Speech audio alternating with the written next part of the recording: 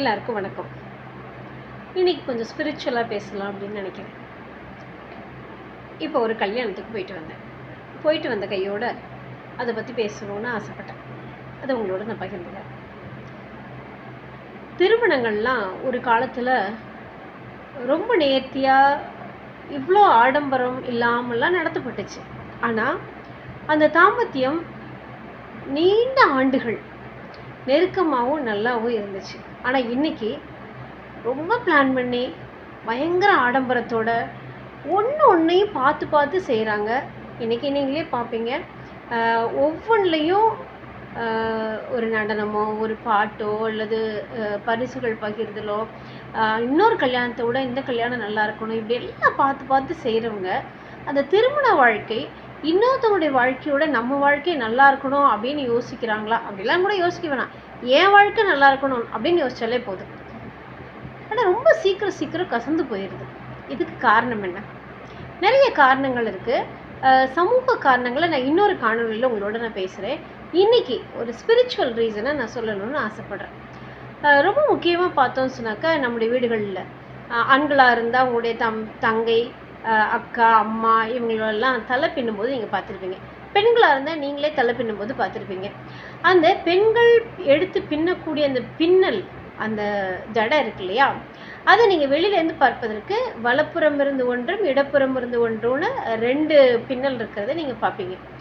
ஆனால் அந்த பின்னலை நீங்கள் பிரிச்சிங்க அப்படின்னு சொன்னாக்கா அதில் 3 பிரிவு இருக்குது அப்படிங்கிறத பார்க்கலாம். ஆனால் அதை பின்னிட்டு வெளியே பார்க்கும்போது 2 தான் இருக்கும். அப்படிதாங்க வாழ்க்கை. கணவன் மனைவி இவர் 2 பேரும் இணைந்தது தான் திருமணம் அப்படின்னு சொல்லி நம்ம நினைக்கிறோம். ஆனால் அது கிடையாது. அதற்கு நடுவில் அந்த 2 பேரையும் இணைப்பதற்கு இணைப்பாக இருக்கக்கூடியது கடவுள். இப்போ நீங்கள் ஒரு கயிறை எடுத்து 2 கயிறு எடுத்து அதை நல்லா சுற்றிட்டு விடுங்களேன், வேகமாக அது பிரிஞ்சிடும். ஆனால் 3 கயிறாக எடுத்து அதை நல்லா பின்னல் எடுத்துட்டு விட்டு பாருங்க, அவ்வளோ சீக்கிரம் பிரியாது. அது அப்படியே இணைந்திருக்கும். காரணம் என்னன்னா, அந்த 3ஆவதாக இருக்கக்கூடிய அந்த நூல் அந்த மித்த 2 நூலையும் இணைக்குது. அப்படிதான் இன்னைக்கு வாழ்க்கையில் பிரச்சனையே வராதுங்களாம் நான் சொல்ல மாட்டேன். பிரச்சனை வரும். உங்களுக்கு எப்பப்பெல்லாம் பிரச்சனை வருதோ அப்பப்பெல்லாம் கடவுள் முன்னால் போய் அமர்ந்து அவர்கிட்ட எல்லாத்தையும் கொடுத்துட்டு, கடவுளே உங்களை நம்பி உங்களுடைய சந்நிதியில் அத்தனை பேரோட ஆசீர்வாதத்தோடு நாங்கள் இணைஞ்சோம்.